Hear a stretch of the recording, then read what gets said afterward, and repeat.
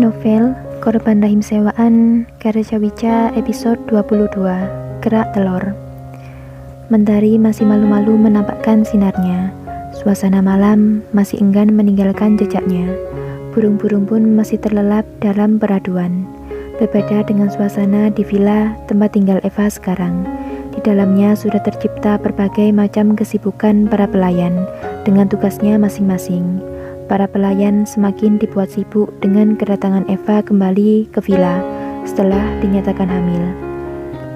Pasalnya para pelayan harus ekstra menjaga Eva karena bayi yang dikandungnya, terutama para pelayan yang bertugas di bagian dapur.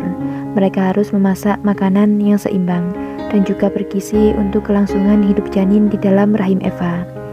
Bahkan setiap makanan dengan menu pilihan sudah dijadwalkan setiap harinya, dengan takaran-takaran yang sudah disesuaikan dengan kebutuhan gizi ibu hamil. Beberapa hari setelah kepulangannya dari rumah sakit, Eva masih merasakan pusing di kepalanya. Dia lebih banyak menghabiskan waktu di kamarnya, terbaring di ranjang sambil memejamkan mata. Dia tidak tertidur, melainkan meredam rasa pusing yang semakin menjadi saat dia membuka matanya. Eva selalu bilang dunianya terasa berputar-putar karena pusing yang dialami. Beberapa hari belakangan, bahkan Eva sering mual-mual di pagi hari. Bahkan dia jarang memakan porsinya karena rasa mual yang suka tiba-tiba datang. Salah seorang pemimpin pelayan pun melaporkan apa yang Eva alami kepada tuannya, Daniel. Daniel pun meresponnya dengan menyuruh dokter Danis ke villa untuk mengecek kesehatan Eva dan juga janinnya. Daniel menyuruhnya untuk memberikan Eva sebuah obat anti mual, setidaknya agar Eva dapat makan seperti biasanya, agar kesehatan dan janinnya terjaga. Pagi-pagi sekali, masih di jam 6 pagi, seorang pelayan sudah berada di kamar Eva untuk membawakan segelas susu hangat dan juga roti dengan isian daging dan sayur-sayuran.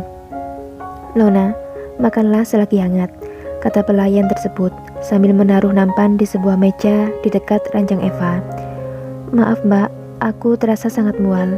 Aku tak bisa makan apapun sekarang," jawab Eva dengan masih memejamkan matanya. "Saya mohon Nona, setidaknya makanlah sedikit agar perut Nona terisi." "Maaf mbak, tapi aku tak bisa. Aku akan makannya nanti ketika mualku sudah sedikit reda." Tak ingin memaksa Eva, akhirnya pelayan itu pun terdiam dan memilih pergi dari kamar Eva. "Baiklah Nona, saya harap Nona memakannya nanti. Saya undur diri. Jika Nona membutuhkan sesuatu, tolong pencet bel yang ada di sebelah Nona." Pelayan itu pun beranjak keluar dari kamar Eva. Evanya mengangguk pelan dan berkata, "Terima kasih mbak," tanpa melihat pelayan itu sama sekali karena dia masih memejamkan matanya.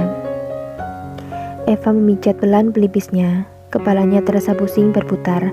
Bahkan semalam Evanya tertidur selama beberapa jam karena rasa pusingnya ini. Kenapa hamil rasanya sangat menyiksa seperti ini? Tuhan, bisakah aku menjalani ini sampai 9 bulan nanti? Batin Eva yang merasa getir dengan apa yang sedang dijalaninya saat ini. Baru saja pelayan itu keluar dari ruangan, ada seorang laki yang terdengar masuk lewat suara langkah kakinya. Dengan nada malas, Eva berusaha mengusirnya dengan sopan. "Maaf mbak, tapi aku sedang tak mau makan apapun. Lebih baik mbak bawa pergi apapun yang sedang mbak bawa." Rupanya Eva mengira itu adalah seorang pelayan yang setiap pagi selalu membawakan makanan untuk Eva secara bergantian, bahkan tanpa diminta. "Aku Tony. Maaf, aku masuk ke kamarmu karena aku ingin melihat kondisimu. Sepertinya kau terlihat kurang baik," jawab Tony melirih karena takut membuat Eva terganggu dengan suaranya. "Oh maaf," jawab Eva sambil setengah membuka matanya melirik pada Tony. "Bolehkah aku duduk di sebelahmu? Aku akan membantu memijat kepalamu." Melihat Eva yang memijat pelan pelipisnya, Tony merasa kasihan dan menawarkan dirinya untuk memijatnya. Eva hanya berdiam dan membiarkan Tony duduk di sebelah ranjangnya, memijat kepalanya. Dia berpikir semua pekerjaan ini adalah tanggung jawab mereka, jadi Eva tak akan sungkan jika Tony sedikit meringankan beban yang dia rasakan sekarang. Cukup lama Tony memijat Eva, sampai akhirnya dokter Danis datang mengunjungi Eva di villanya. Setelah memeriksa keadaan Eva sambil sedikit berbasa-basi, menanyakan apa yang Eva rasakan sekarang, Dokter Danis pun memberikan obat untuk meringankan segala gejala kehamilan Eva. Apa aku akan mengalami ini selama 9 bulan, dokter? Tanya Eva dengan pandangan memelas. Tentu saja tidak, Nona. Biasanya gejala-gejala kehamilan akan dirasakan di trimester pertama saja, atau lebih mudahnya, selama 3 bulan pertama. Selanjutnya, semua akan berangsur berkurang, seiring bertambahnya usia kehamilan, jawab Dokter Danis dengan santai. Eva pun tampak bernafas lega. Lalu Dokter Danis menambahkan kalimatnya lagi. Tapi itu semua tergantung kondisi ibu hamil sendiri, Nona, karena setiap wanita memiliki cerita yang berbeda di setiap kehamilannya. Baiklah, Dok, setidaknya kata-kata dokter bisa membuat saya sedikit tenang. Hanya 3 bulan, bukan? Jawab Eva sedikit menampakkan wajah berbinar. Ya, saya juga berdoa semoga semua gejala ini segera berangsur berkurang, Nona, agar Anda nyaman menjalani kehamilan ini. Jawab Dokter Danis lagi dengan tersenyum manis. Dok, apa tidak ada obat untuk mengurangi segala gejala hamil ini? Tanya Tony penasaran, karena dia merasa kasihan melihat Eva dengan kondisinya sekarang. Maaf Tuan, tidak ada obat untuk mengurangi gejala kehamilan. Kami hanya memberikan obat untuk meredakan gejalanya, karena gejala tersebut murni muncul dari tubuh ibu hamil, karena hormon yang berubah drastis dalam tubuhnya. Setelah menjelaskan berbagai macam kondisi tentang ibu hamil kepada keduanya, Dokter Danis pun membereskan alat-alat yang dibawanya. Setelah Eva minum obat anti mual dari Dokter Danis tadi, Tony segera menawarinya makan. Makanlah, habiskan roti isimu, kata Tony, sambil menyodorkan piring berisi 2 roti isi yang sudah ditata rapi. Iya Nona, makanlah sedikit-sedikit, tapi sering jika Nona merasa mual. Bagaimanapun, Nona harus memakan sesuatu untuk bayi yang ada di dalam rahim Nona. Dokter Danis ikut membujuk Eva untuk memakan sarapannya. Sungguh, aku merasa mual hanya melihatnya. Aku sepertinya ingin makan kerak telur. Jawab Eva malas menatap piring yang dibawa Tony. Apa? Kerak telur? Mana ada di jam pagi ini, Fa? Jawab Tony terkejut dengan penuturan Eva. Dokter Danis pun tertawa ringan melihat Tony dengan tatapan meledek. Dia pun pamit untuk segera pergi ke rumah sakit.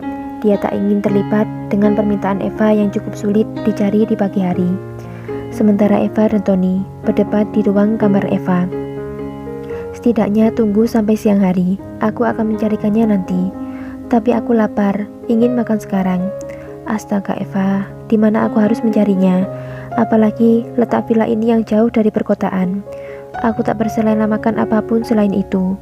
Tony pun akhirnya memilih mengalah dan berangkat mencari kerak telur keinginan Eva, memainkan perannya sebagai suami palsunya.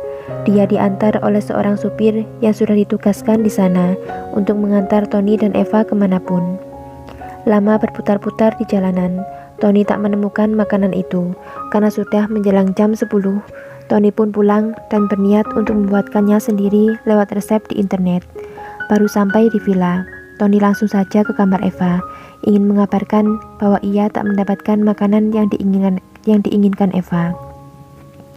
Tapi begitu Tony masuk dalam kamar, Tony melihat Eva yang sudah memakan beberapa porsi kerak telur, terlihat dari box yang berjajar di sampingnya.